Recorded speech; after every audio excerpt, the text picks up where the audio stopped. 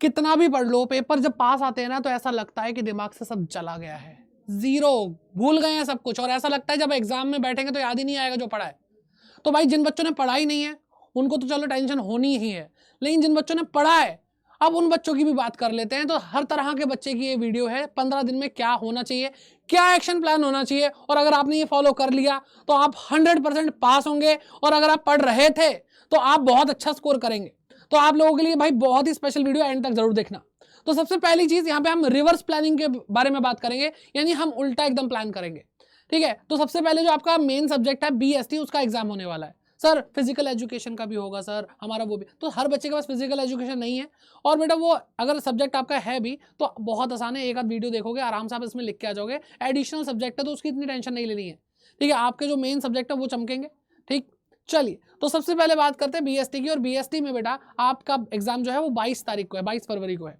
तो इससे पिछले 3 दिन आप सिर्फ और सिर्फ BST पढ़ेंगे। कौन से बेटा? 19, 20, 21 फरवरी को आप सिर्फ और सिर्फ बिजनेस स्टडीज ही पढ़ेंगे। सर क्या पढ़ेंगे इसमें? तो बेटा पहली बात तो आपको कॉमर्स अड्डा 24/7 चैनल पे यहाँ पर बिल्कुल तबाही सेशंस मिलने वाले हैं भाई। इन 3 दिनों में तो बहुत ही हाइपर एक्टिव बिजनेस स्टडीज के सेशन मिलेंगे। मैं और अमान सर अच्छे से भाई इस पे काम करेंगे, टेंशन मत लो। जो यहाँ पे मिल रहा है वो फॉलो करना है, और जो हम कराएंगे वो बेटा आपको यहाँ पे भी मैं बता देता हूँ, थोड़ा आइडिया देता हूँ क्या क्या करना है आपको। तो सबसे पहले बेटा आपको अपने हर दिन को, हम जो करेंगे वो तो करेंगे, लेकिन आपको अपने हर दिन को यानी 19 तारीख, 20 तारीख और 21 तारीख को हर दिन, इन 3 दिन आपको 2 हिस्सों में काम करना है। फर्स्ट हाफ आपका जो होगा और सेकंड हाफ जो होगा उस पर ध्यान दो बेटा। तो फर्स्ट हाफ में आपको बेटा 5 केस स्टडीज डेली करनी है, यानी 15 केस स्टडी आज आपको करके ही जानी है। मतलब 19 को भी 5, 20 को भी 5 और 21 तारीख को भी 5 केस स्टडी होंगी। सर काफी है बेटा, अभी फिलहाल इतना ही जोर लो, क्योंकि अभी और भी बहुत कुछ करना है। आपको 50 MCQs करने बेटा। MCQs थियोरिटिकल सब्जेक्ट के अंदर ना बहुत ज्यादा स्कोप होता है कि बहुत अलग अलग तरीके से पूछे जा सकते हैं। तो आप कम से कम 3 दिन अगर MCQ करोगे तो 150 MCQ तो करके ही जाओगे। उससे पहले भी आपने पढ़ाई करी होगी, अभी इतना ही नहीं है आगे।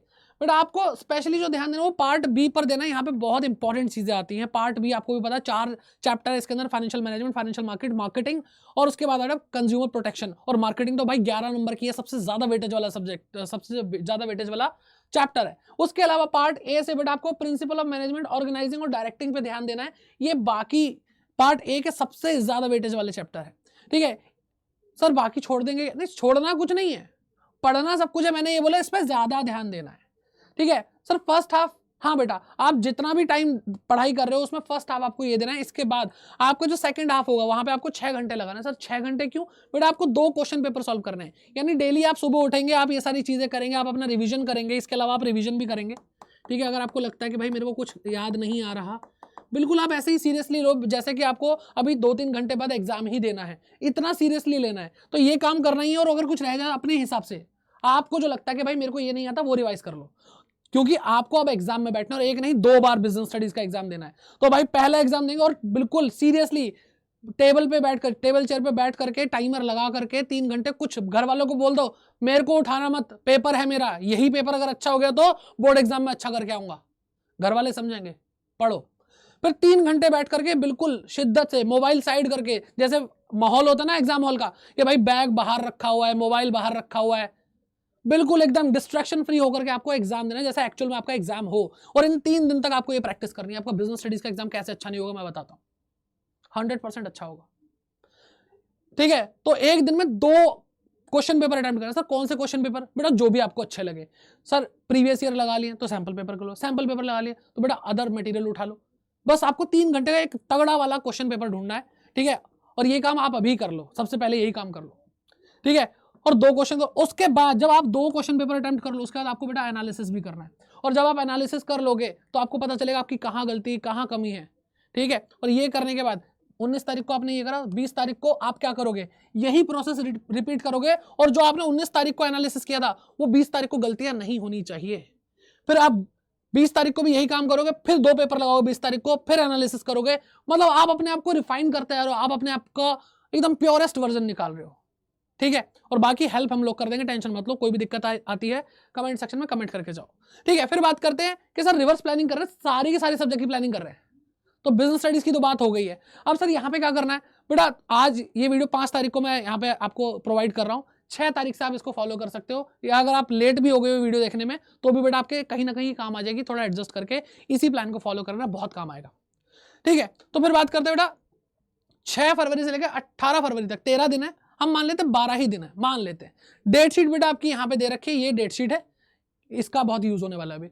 और आपके 12 दिन जो है उसके अंदर आप क्या करोगे बेटा, इन 12 दिन को आप 3 टुकड़ों में बांटोगे, ठीक है, क्योंकि देखो 5 सब्जेक्ट है, उसमें से एक बीएसटी जो एंड में हम फोड़ ही देंगे, 4 सब्जेक्ट बचे, क्योंकि उनको भी भाई उतना ही टाइम देना, क्योंकि आगे उसके भी एग्जाम देने हैं।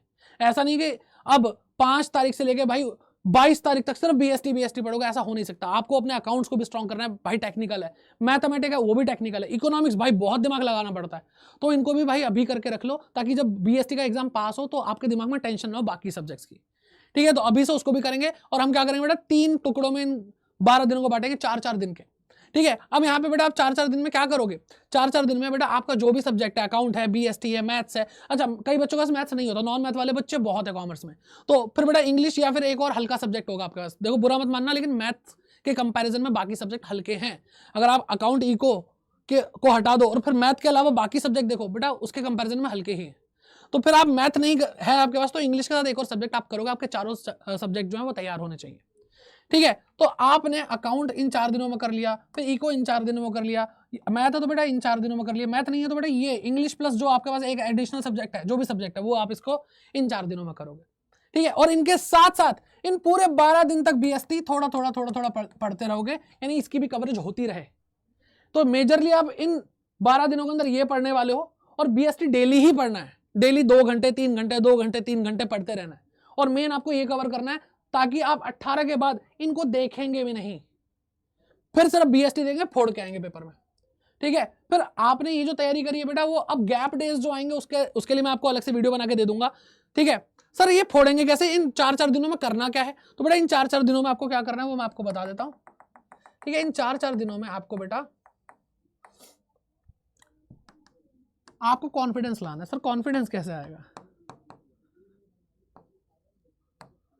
बेटा कॉन्फिडेंस आएगा जब आप हाईएस्ट वेटेज वाले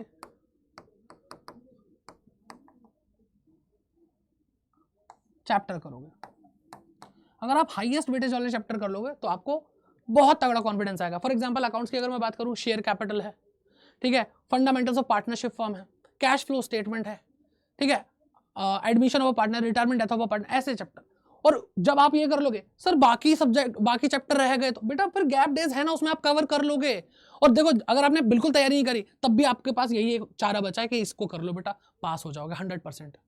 और अगर आपने तैयारी कर रखी है तब भी भाई इसी को कर लो, क्योंकि बाकी जो छोटे मोटे चैप्टर बचेंगे वो आप गैप डेज में आराम से कवर कर लोगे। मैं कराऊंगा भाई, कॉमर्स सेटा की टीम कराएगी, टेंशन क्यों लेते हो।